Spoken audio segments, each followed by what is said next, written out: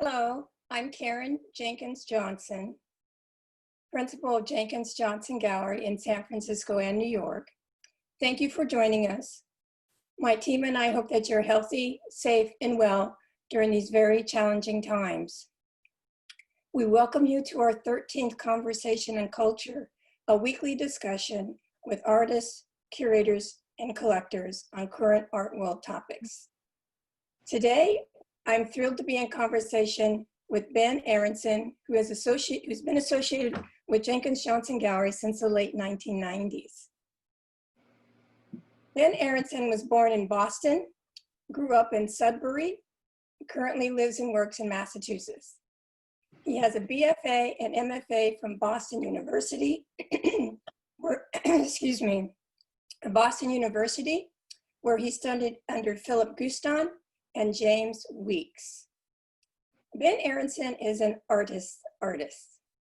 He combines precise realism with gestural intimacy and energy of an abstract expressionist. Aronson creates painterly still lives, figurative works, landscapes, and cityscapes. Aronson is a member of the highly acclaimed National Academy alongside Jasper Johns, William de Kooning, and his mentor, Philip Guston.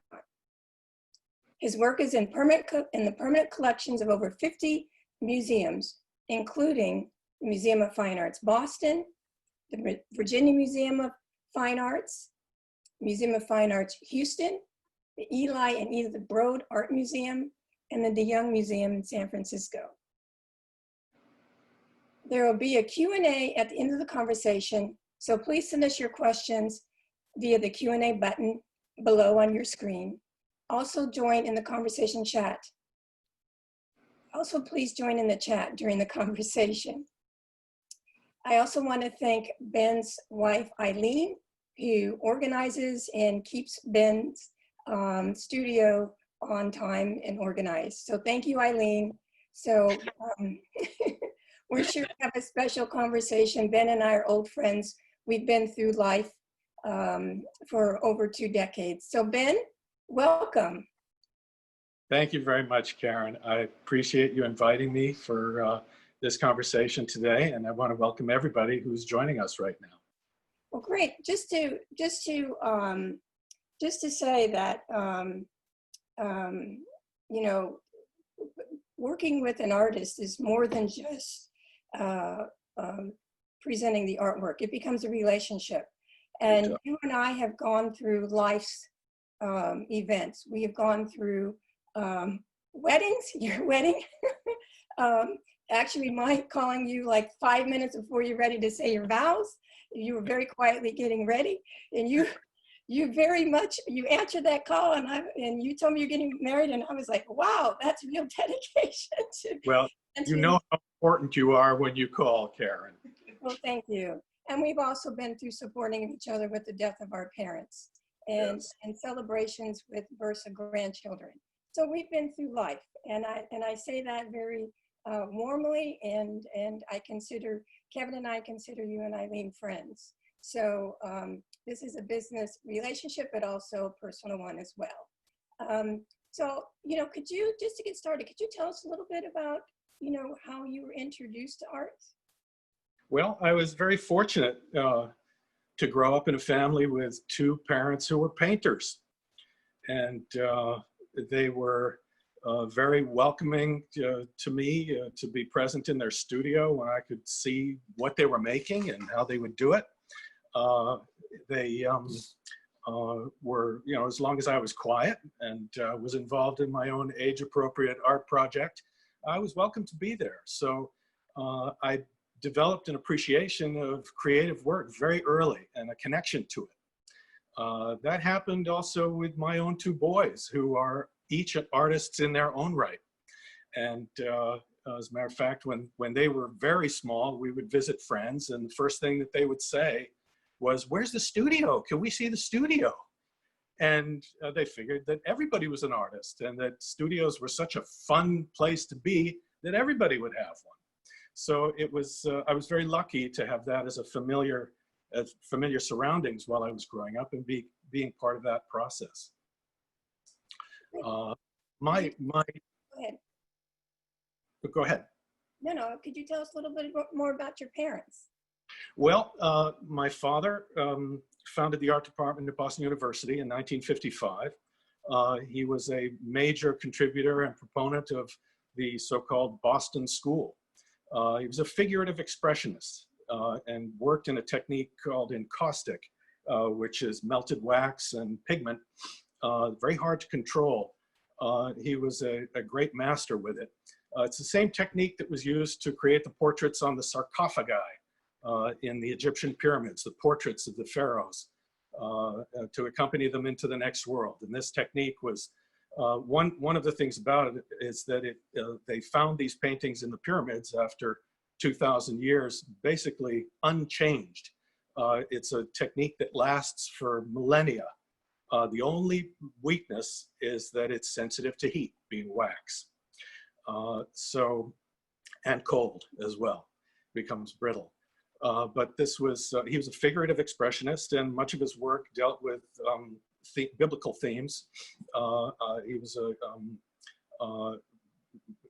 my mother was his student. Now, he was also a sculptor, by the way, and executed small and large pieces on which I assisted him. My mother was a student of his at the museum school, and he would not ask her out on a date until she was finished with her degree program. And the afternoon after graduation, he asked her out on a date. He was very impressed with her painting. And she continued her painting all the way through her life and became a well-known, very successful portrait painter, most notably having completed portraits of 6 of the Supreme Court justices on the High Court.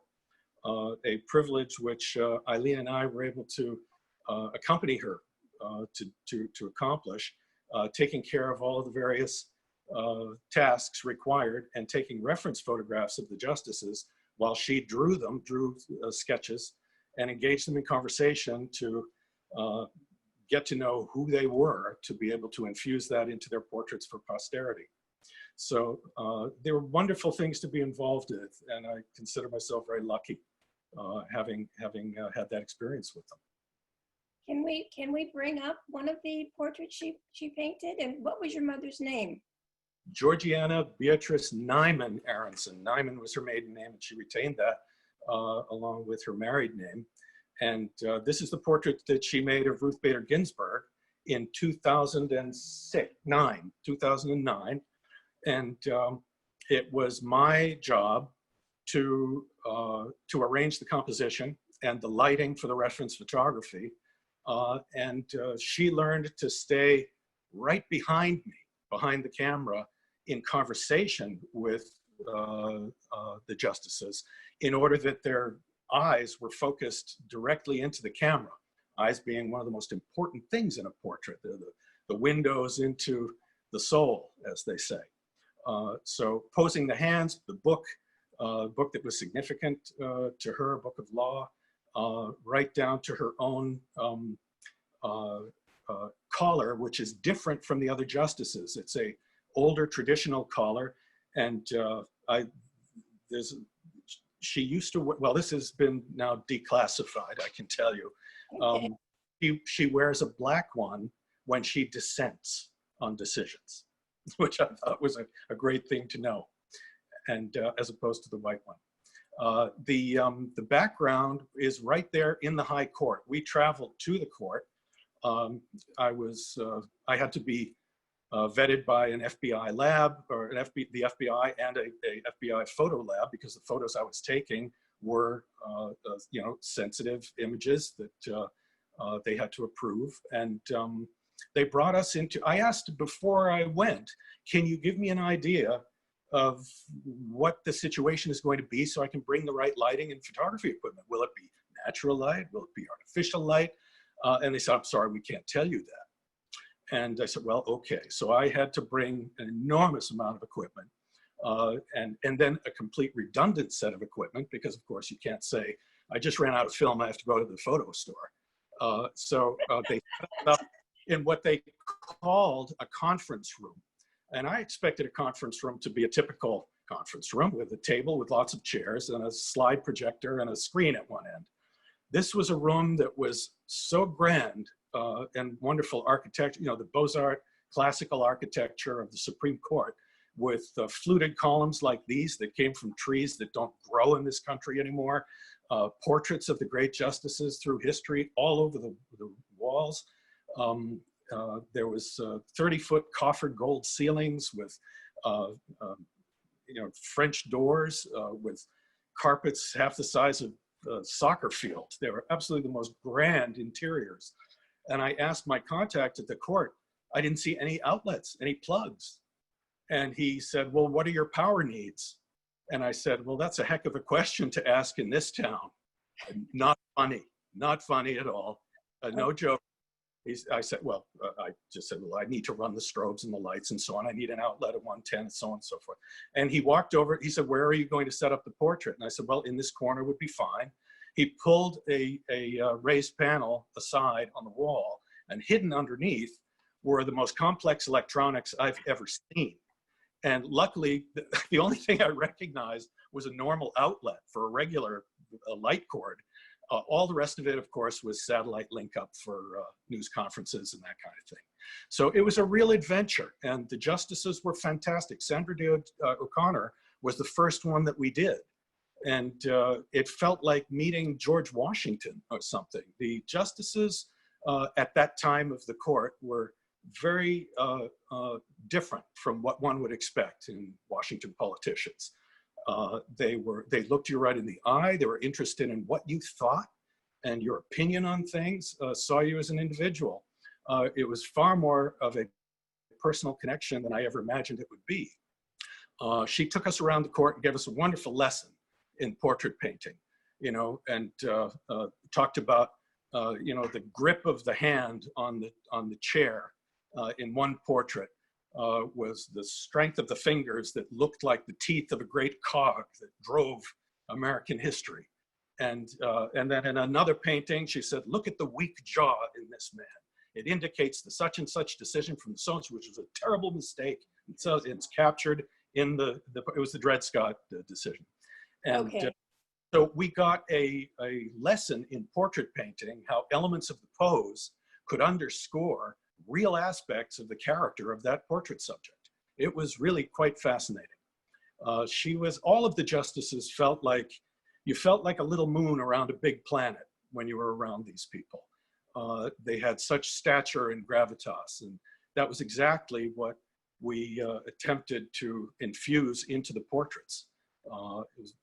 That's the most important thing. So it was a wonderful experience, and we worked on 6 of them together, supporting my mother, gathering all of the various elements that she needed, the reference photography and so on. I typically took 300 or 400 reference photographs. It was on a motor drive. It went very, very quickly.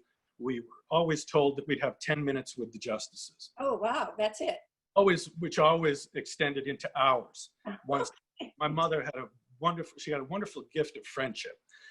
And they opened up in such a friendly way. It was always a great experience, which of course enhanced her knowledge and understanding of who they were as people. And that all got out in the portrait too. So I just want to interrupt you real quick and just say, painting Ruth Bader Ginsburg, talk about notorious RGB, her health today. We just mentioned that she had a relapse and her cancer came back. So we want to just send out, good wishes to her and her family. Absolutely. Return of her illness. But your mother, Judy, was such a lovely woman and very just... Georgiana. Georgiana. I'm sorry, Yeah. Georgiana. Judy's your sister, so sorry. That's all right. Georgiana, this is why she spent those hours with the justices, because she was so warm and inviting, and of course you are as well. So could you tell us a little bit, there's a question that we have, and we're going to interweave the questions today with the conversation. Somebody has asked, Rochelle Johnson has asked, how much did you learn from your parents and where do you feel you found your voice? Which leads us into your work. It's a very good question. It's a big question. I think that first of all, they didn't try and groom me as an artist or force art on me. It was always something that I found fascinating and was drawn to. They also never pushed any kind of individual, any kind of style. It was something that was the way you did something with integrity and care was really your own voice. They encouraged that from the very beginning. Of course, that's there to begin with, to be found as an artist, to be discovered. And that openness, I think, initially, allowing that to be there to develop, recognized and develop your own voice was very, very important. I didn't have to try and shed the shell that develops if you get into a particular style and into a rut. The idea is to try and pursue your own interests and ideas with the most integrity that you can, and anything done well will have its own style and be in your voice. So do you have a picture of your dad's work so we could see, because we saw something of your mom? Did we have anything in that slide presentation? I didn't list any photographs of my dad's work in there, but we can try and get something going. Eileen will see if she can get something to you that we can show in a minute. Eileen, by the way, is my most trusted visual troubleshooter now that she's out of the room. And I'm very smart to listen to her because she's always right. She better be always right. Your sake. Anyway, she runs she runs your life. She's a wonderful ally. She's my power supply. Yeah. But back to the question, I think for work to be authentic and original, my work is about the study of light and perception, and not just how things look, but how they make us feel and how it engages our memory and emotions. That's autobiographical, that's personal. And that should be the well you drink from. I'm generally known as a cityscape painter. I paint many subjects, but cityscape seems to be the major subject I work with. And depicting cities, it's not only how they look, but it's more about how they make us feel. And imagine images of where you grew up. It's not as much about the locations as it is about your memories and feelings associated with it. I try to focus on elements that evoke that. In that mix are all of your other influences, the other artists, the old masters you admire, the modern masters you admire, your friends and colleagues who you know, whose work you've come to enjoy and respect. All of this factors into how you see the world. The way you look at the world evolves as you grow. And if you're a painter, your work will naturally reflect that. So it becomes an ongoing personal diary, really. And when you look back, you can see where you've been and how far you've come. So who are some of those artists that have influenced you that you just spoke about, and how did they influence you? We only have an hour. Just one or two. So, because we're going to go into seeing some of your pieces here, and I'm going to ask a question. My first love in painting was the Dutch school. And it was that strong, dramatic light and dark, the so-called chiaroscuro, that I found so dramatic and compelling. And I moved into it through still life, simple objects. Art was revealed to me as a language, just like English, French, Spanish, and Italian. It's a language to be learned with its own syntax and grammar. And once you become fluent with that language, or at least even familiar to a serviceable level, you can go on to voice your own ideas with more or less enthusiasm and intelligence and skill. And that evolves.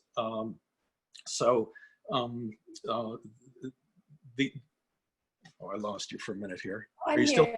Okay. I'm here. Right. Yes. We just brought up your still life, White Rose. Oh, okay. So you can see, even though it's a more contemporary treatment of a still life that focuses on abstract design and so on, it still really harks back to my early enthusiasm of classical still life with a strong light and dark. This one features, there's a tremendous power in single object still life, almost like a lone soul actor on a stage. It's a dramatis persona that can carry great weight. Even though I think this is a small painting, it's only 12 by 12 inches, I believe. And you can, sometimes a small painting can be even more powerful than a very large scale one. Philip Guston told me once that big paintings are intimate, small paintings are epic. And I said, gee, I would have thought it was just the other way around. He said, well, a big painting, you step into its space, it envelops you, it envelops all of you. You're there as part of the space that the painting is engaging. It's so large. A small painting is almost like that has that power. It's like a neutron star. It can suck all the air out of a room of paintings that aren't as strong. So it's small work can be very powerful. You think of the works of Corot and Constable or Morandi. They don't have to be wall size to be powerful. And that was a lesson that I learned from that. Of course, during the Dutch, the years of the Dutch masters, rooms in Delft and Haarlem and Amsterdam were very tiny, and they couldn't do enormous works all the time. So that was how I really first got into it. And you know, I got excited about making things look real and what it took to be able to learn how to do that. The effect of light on forms, learning to draw simple, basic objects and their effects with light and shadow and so on.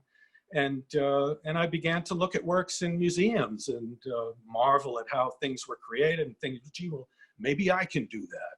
You learn from things. And it wasn't until I reached the point where I realized that those great masters' subjects weren't necessarily seascapes and ships and trains and people and so on. Their subject was really themselves. And that was a turning point for me in understanding painting. At that point, I was already into the School of Paris. And then from there, I came to this country and became very excited by the Bay Area painters in San Francisco, studying with James Weeks, who was a member of the small group of figured draftsmen that got together with Richard Diebenkorn and Nathan Oliveira, and all of these great masters we love to love. It excited me, the fusion of abstraction and realism together at once. It was very exciting to me. And then learning about abstract expressionism in New York City with painters like de Kooning and Klein and so forth, and Guston, which was really kind of the counterpart to what was happening in the Bay Area. Most everybody hears about the abstract expressionists in New York first. It's where all of the sizzle was. But what was happening in San Francisco was tremendously profound at that time and offers a flip side of understanding to abstract expressionism that, of course, now has been recognized fully. But those were some of my great heroes at that time and still remain my favorite painters. Well, you know, having shown your work for decades now, people come in and often talk about your cityscapes, your landscapes, and bring up your use of light and the different light. Could you tell us a little bit about, especially Diebenkorn? Could you tell us a little bit about how you your process with your cityscapes? I think light is really what informs everything that excites me visually. And its character and nature changes from place to place. Every city has its own unique, I guess you could call it a light signature. Mm-hmm. And if that quality of light is captured accurately, it evokes more of a sense of that place than any number of famous familiar locations. People will remember how they felt there rather than recognizing a particular place that lets them know it was that city. And there's a big difference there.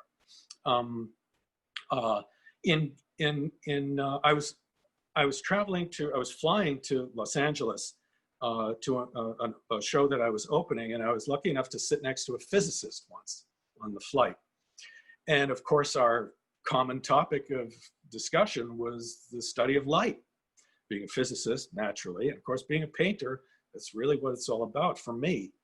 And I said that, you know, there's something about the light in California, where we were flying to, that really is very, very unique and special. And I said, I'm not sure I can really articulate it or the reasons for it, but it's very real and very singular and very unique. And he said, oh, that's absolutely understandable. Of course, it's, you know, and he said, and I said, really, there are actual reasons you can point to. Artists for a long time have noticed this, and everyone from the great painters in California, even Walt Disney talked about it. And he said, well, here you have a city in a desert on the eastern shore of an ocean. I'd never heard the Pacific described that way. And he said, you have a ring of mountains around Los Angeles, which creates the reverse convection. And then with the particles of pollution and the billions of particles of moisture between you and what you're looking at, each one of those particles of moisture becomes a prism. And the light enters the prism with a highlight and is scattered out of the back of that liquid sphere on a microscopic level and scatters the light into all of the shadows. Quite different from New York, where that doesn't happen. The shadows are dark and inky, and the light is cold. In California, because of its geographical location in the mountains and so on, in the ocean, you get this effect of light animating the color in the shadows, and it makes it entirely different. It also creates a degrading of detail from near to far that's very specific to California, which gives it that beautiful soft haze. And if all of those things and others can be captured, you can evoke the feeling of California just in the way that you paint the light. It isn't just the familiar hills in San Francisco or you know, the familiar locations that people will recognize. It was a revelation to me. It's interesting, though, my eye is fresher now that I don't live in the city anymore. Although I'm known mostly as a cityscape painter, I actually live in the country and I prefer it. Okay. Okay. Art is full of paradoxes. Yes. Younger, I lived in an artist loft in Boston and enjoyed it, but I became desensitized to the beauty around me through simple daily familiarity. You know, I'd be thinking about going to appointments from place to place and so on, and not looking up and seeing the effect of the light on the buildings and so on, people, and as you know, elements for paintings. So moving out of the city and living in the country, visiting keeps my eye fresh. And when I arrive in the city, everything comes at me like a visual tsunami. Yes. And everything is in there, not just the visual elements of the city I'm visiting, but also its history, the masters of art that have painted there. I can feel the energy of the brushwork in a de Kooning painting when I'm on the street in New York. There's an analog, there's a parallel to the way he handled his paint and the feeling of the pulse in New York City. It's the same with San Francisco. There's no way I can be in San Francisco without having been forever changed, knowing Wayne Thiebaud's work. It's all part of the impressions that factor in as I formulate my own expression to try and capture those scenes, to evoke those feelings in someone else. Can we bring up a painting that you could walk us through? Sure. How about Closed Ramp? Okay. Rachel? It's New York. It's a New York scene of the West Side Highway. Here we go. Yeah, and here I was very much involved. It's a large painting. This one is 84 by 74. Thank you. I'm on an iPhone, so it's teeny tiny type. You're doing great, Ben. Doing great. And it was a very large painting. And what's that? Yeah. You can see I was trying to synthesize a realistic scene with an abstract idea, a two-dimensional design. infuse the two seamlessly.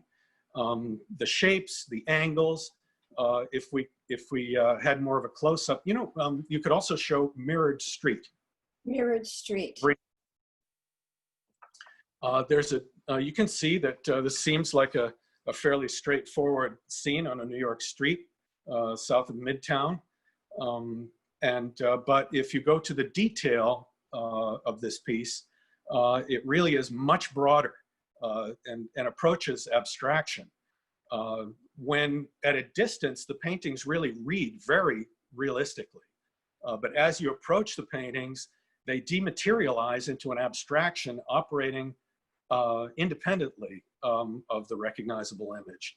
So that fusion of abstraction and realism is something that I was inspired by, not just by the Bay Area painters, but also by the painters like Vermeer and Rembrandt, who hid the process of their abstract structure underneath their realistic scenes a bit more than modern painters. But nonetheless, that scaffolding was there, and it really is the emotional engine of the painting.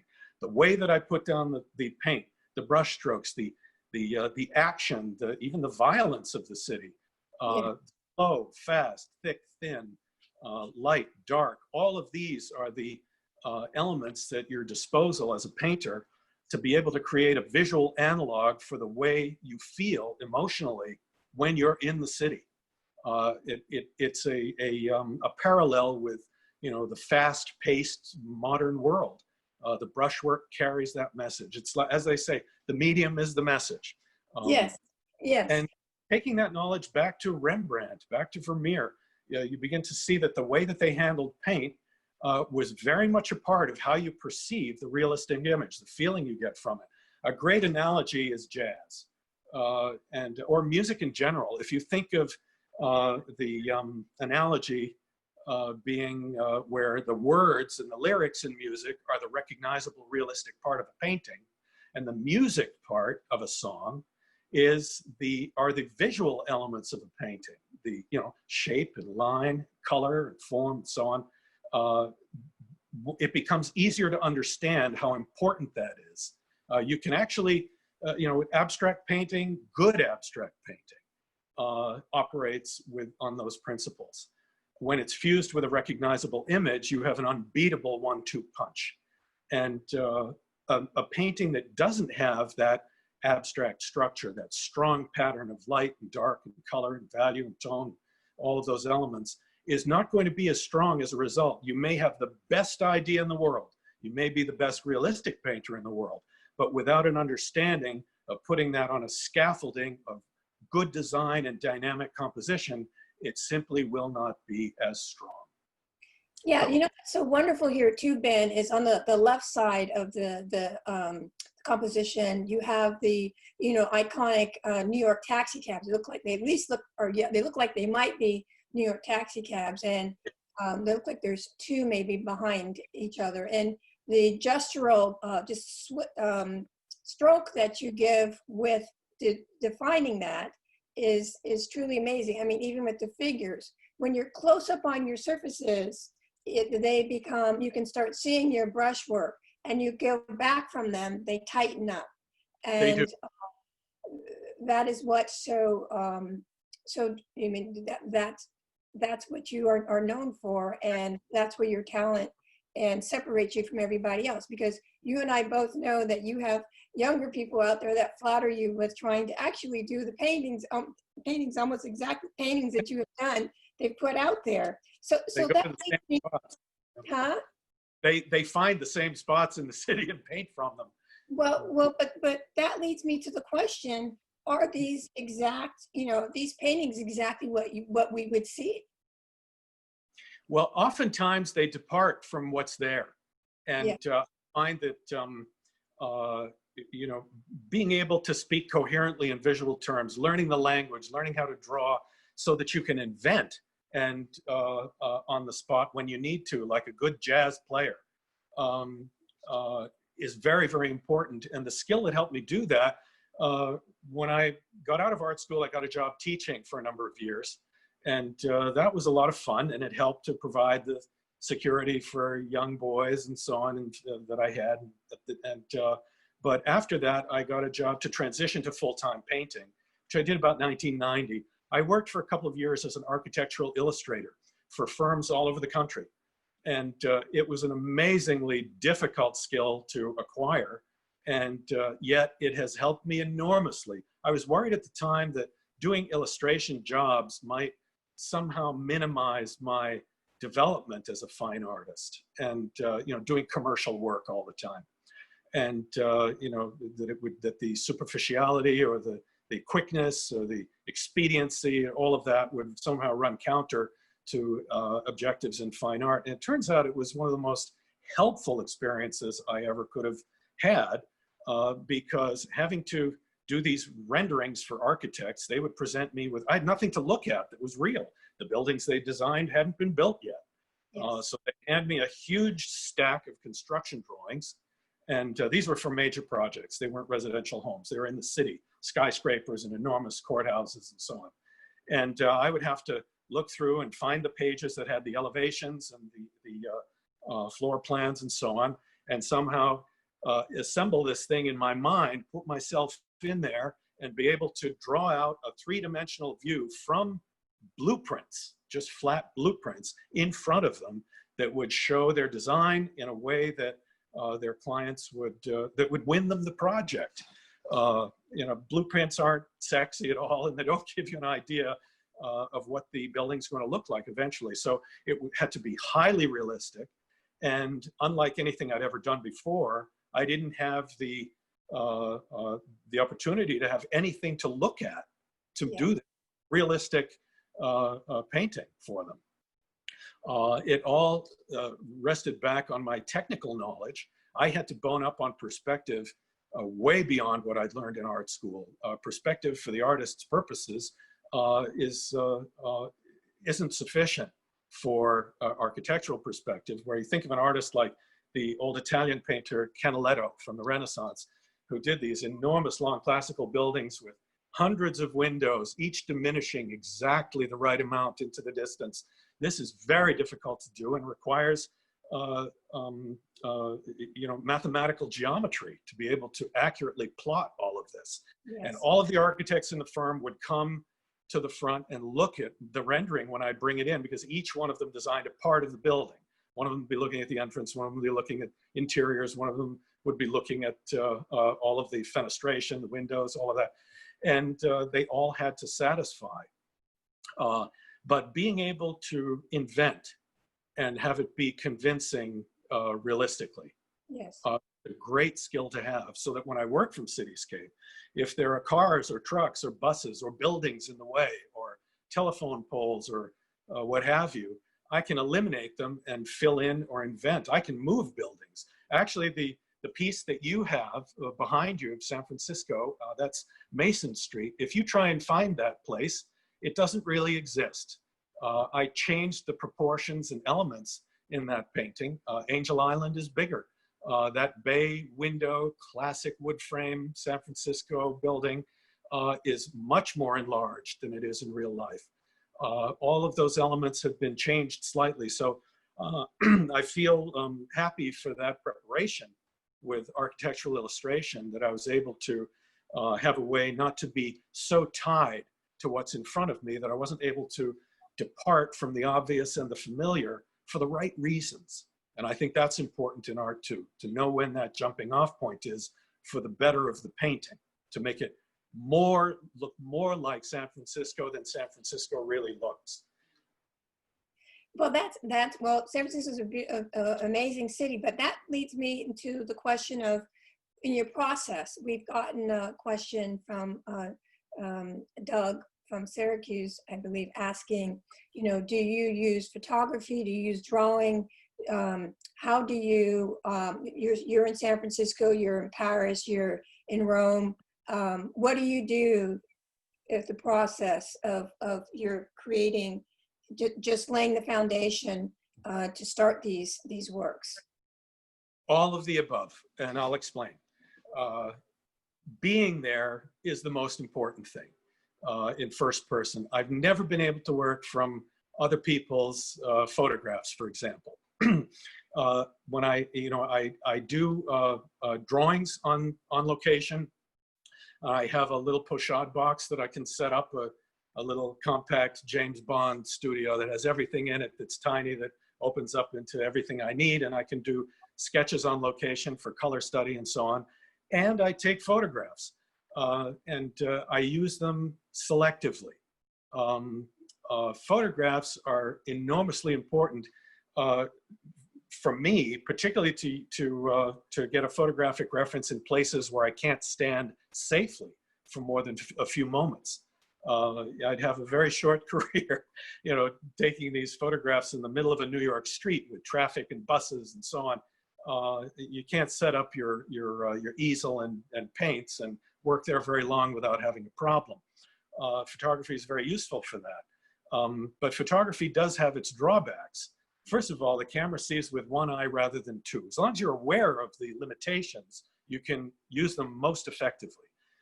Seeing with one eye rather than two, the camera doesn't have any depth perception, but we believe the photograph because it records everything with scientific faithfulness right down to the last detail. The artist's job is to be able to record the raw information so that back in the studio, well, I developed the pieces back in the studio, the finished works.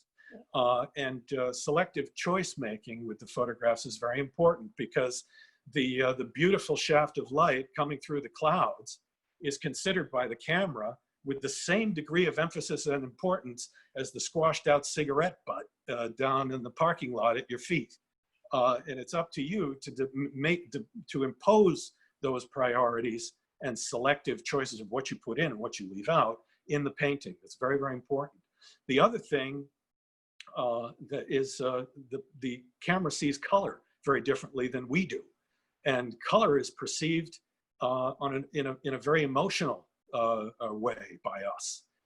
Things when our feelings are heightened, or when we're in a beautiful place or a place that's important to us. Colors are, certain key elements are more important to our eye, and the brain discards everything that's non-essential.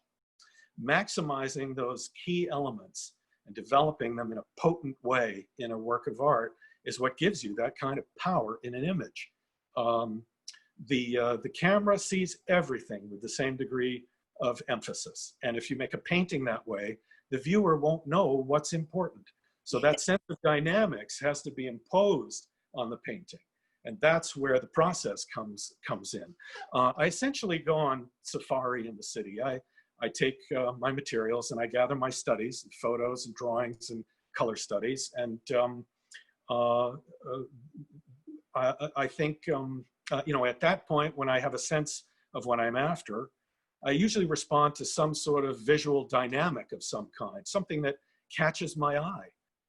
It could be the way the light is illuminating a building that's dramatic with raking shadows. It could be a particular figure in context somewhere. It could be anything at all.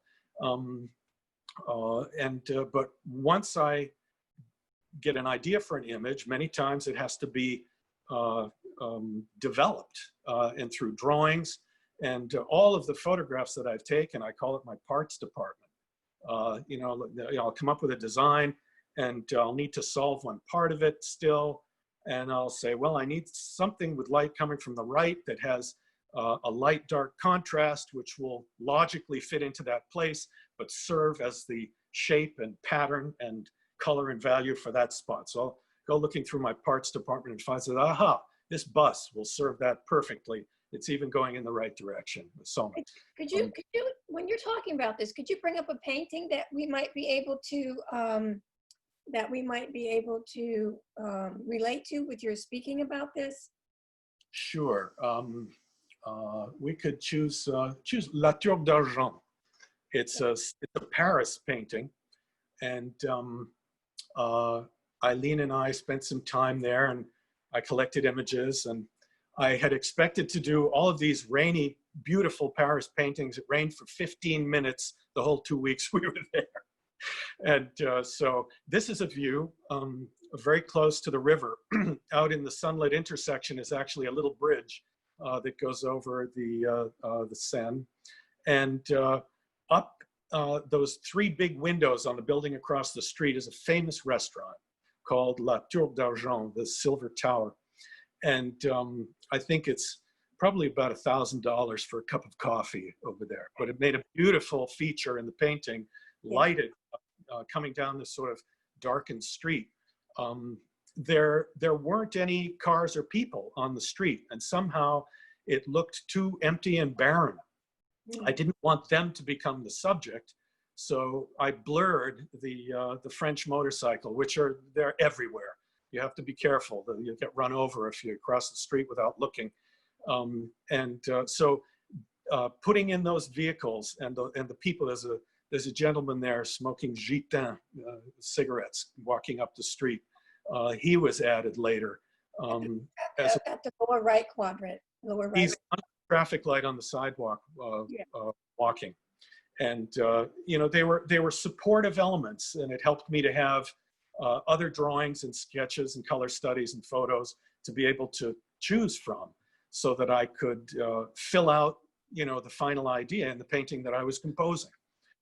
Adding blur to some of the vehicles that are coming in from the left helped to make them not catch the eye, to be able to lead the eye into the painting in the direction that they're traveling, to be able to get to the sunlit buildings on the other side of the intersection, which was really the subject of the painting. So when I'm in the studio, at that point, when I have a sense of what I'm after with that original idea or inspiration, I still have to figure out how to achieve it in paint. And that's something that can't be preconceived and only reached through the act of making the painting.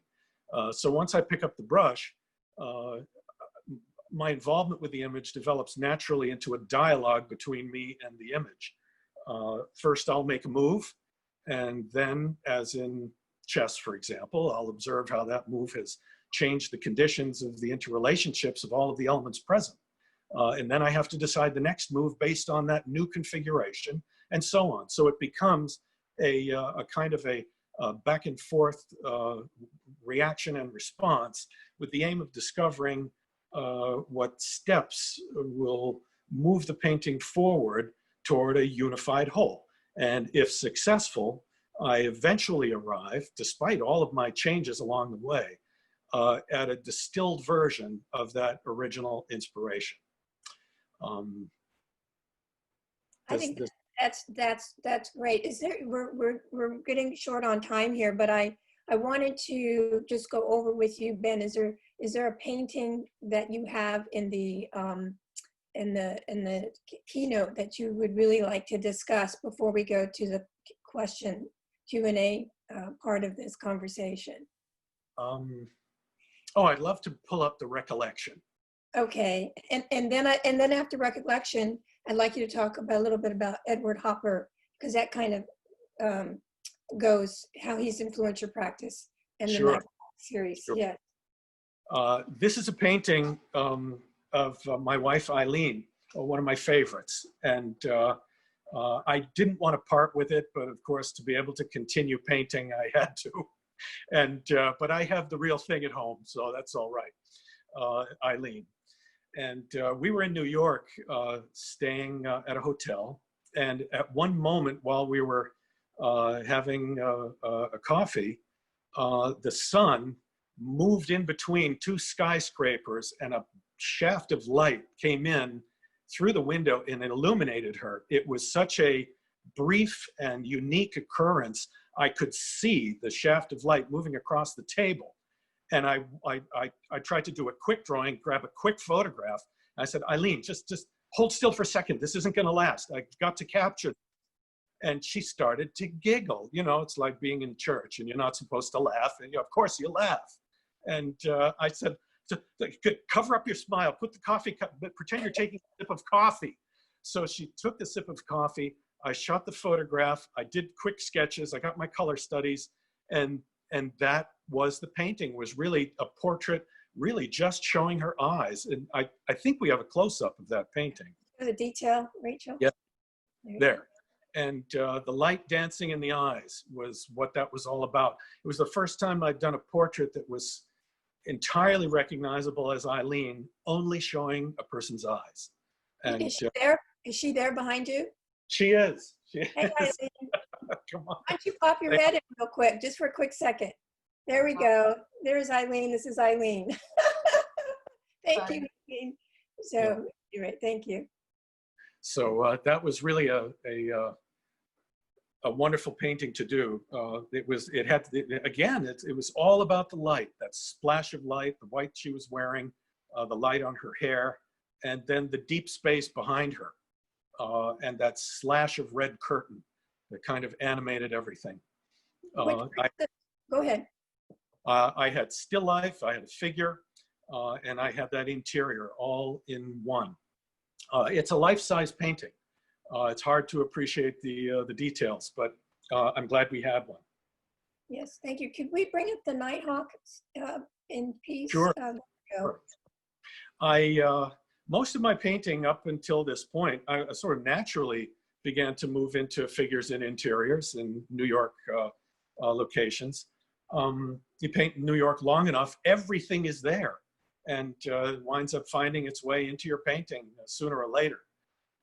This is the King Cole Bar at the at the St. Regis Hotel in Midtown, with Maxfield Parrish's famous mural on the wall.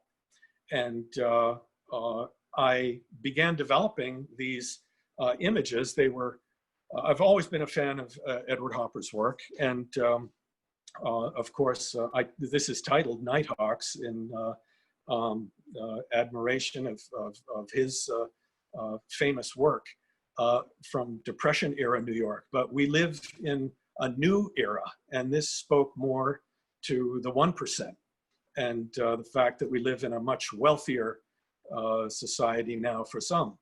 It was really a very different, it was the same scenes, but a very different New York. And the dramas that would happen, the interactions of the people, I found fascinating, and a way to move the figure into a more center stage role in the painting, rather than simply cityscapes where people on the street mostly gave the human presence and a sense of scale. Yeah, this painting I find very, the composition of it with the figure in the foreground here, you can, he's eating, and it looks like he's having a conversation with somebody on the other, opposite him at the table. And then the table in the center, which is perfectly set, and the light coming on that, and the chairs is just unbelievable, Ben. The perspective that you put on that.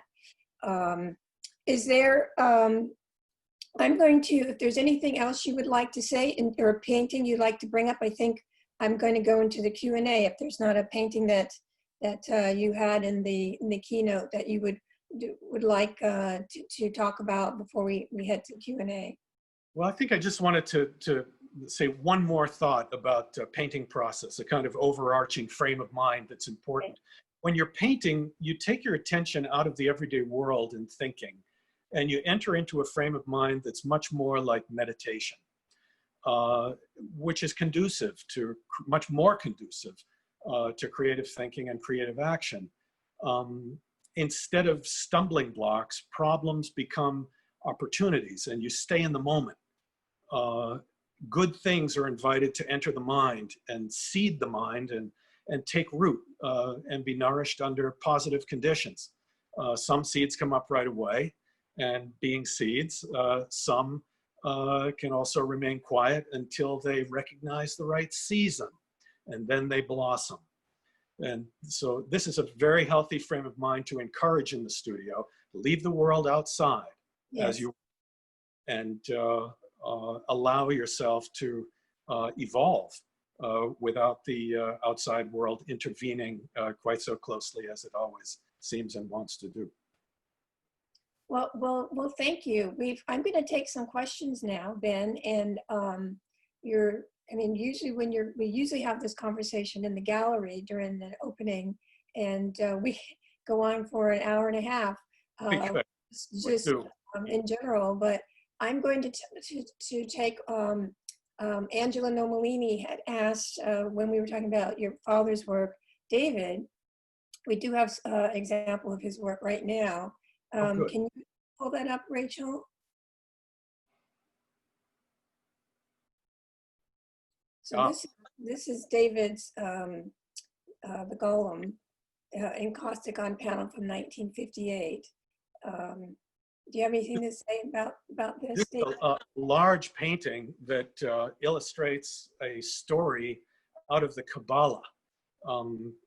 His source of imagery was partially from the Bible and Judaic sources, and the Kabbalah being one of them, sort of mystical religious text that sort of transcended into a very intoxicated spirituality.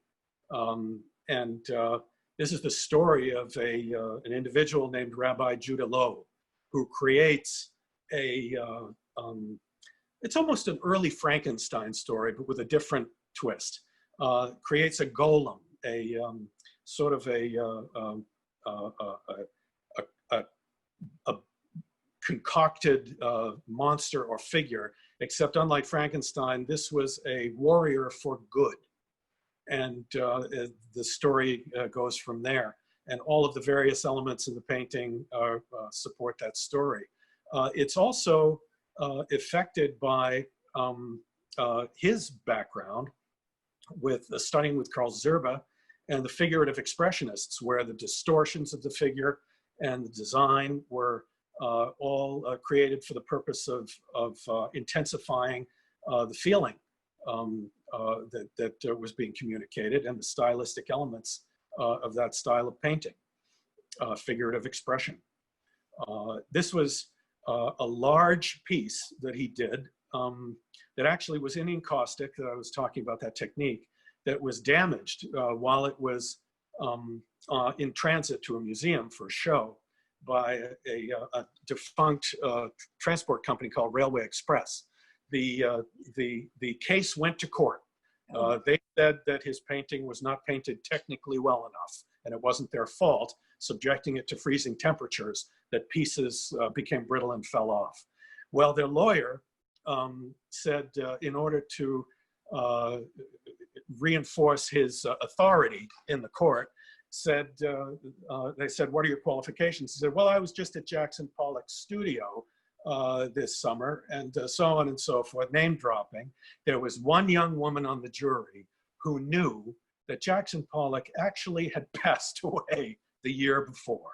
And she started to smile. And my father knew he'd won the case right at that moment. And of course, that's how it all turned out. But there are a lot of interesting stories related to the painting. To David, yeah, and this is, it's going back, this is, painting is in your DNA with your mother and your father.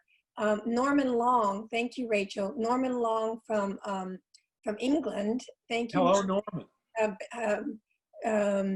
Thank you, Norman, from tuning in from England. He said he'd love to know what aspects of painting you're grappling with or most excited about at the moment. It's always the same, the next one.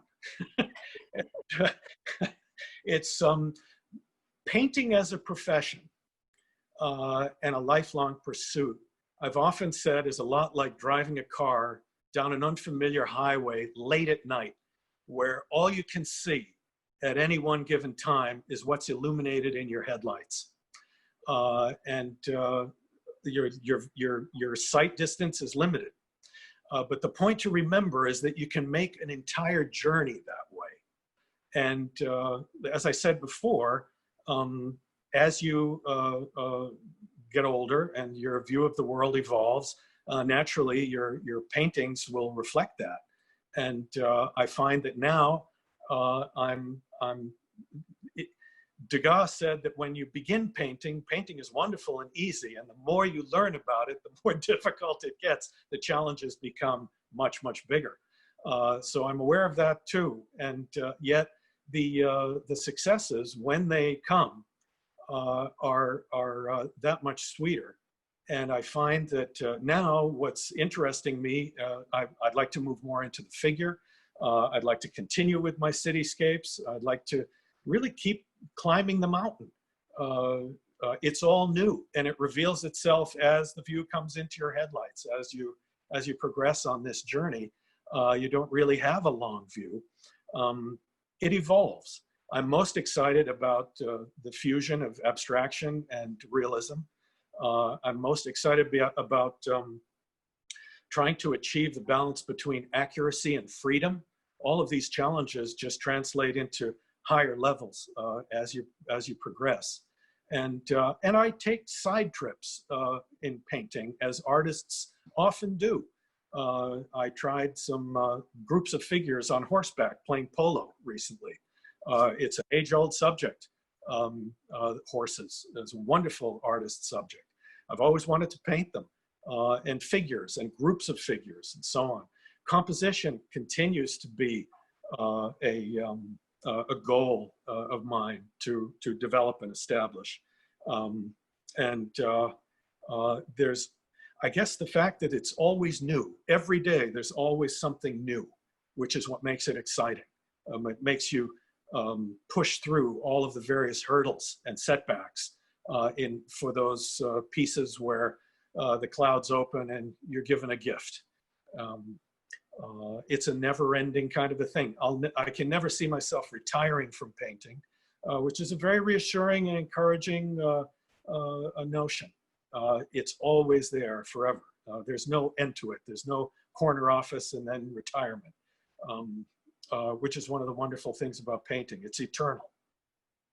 Yes, that's great. And we have one last question from Elizabeth Rollins Moskowitz. She'd like to know, do you have a favorite painting in your home? Oh my goodness. It changes all the time. You know, our little collection, we're like museums. You know, we love to rotate the collection in order to put our new favorites in the sweet spot. Right now, Eileen and I own a Nathan Oliveira, which is an absolutely beautiful gouache painting of a model who he loved by the name of Imi, I-M-I. And it has a kind of power to it that that deepens the mystery of why I love painting every time I look at it. And so it's my favorite of the day. And it's wonderful to be able to live with it. Well, thank you. And can Eileen come back into the picture, please? I want to just say thank you both. You're a wonderful team, and it's been a wonderful, enlightening conversation. And when we have your show next year in San Francisco, maybe we can do it. We don't. Hopefully, it'll be an in-person show. But I just wanted to say thank you. And Eileen, you are Ben's right hand, and you are the person that stands next to him, and he's the artist he is because of you. So you had left the room and he was whispering some things to me, so I just wanted to say that. So so thank you both. Be well. Is there anything you guys would like to say before we close out here? I suppose a common viewpoint holds that one's destiny is predetermined by external forces. And the practice of art can break through that notion and carve out the kind of life where you're the author of your own book and not the co-author or a character in someone else's story.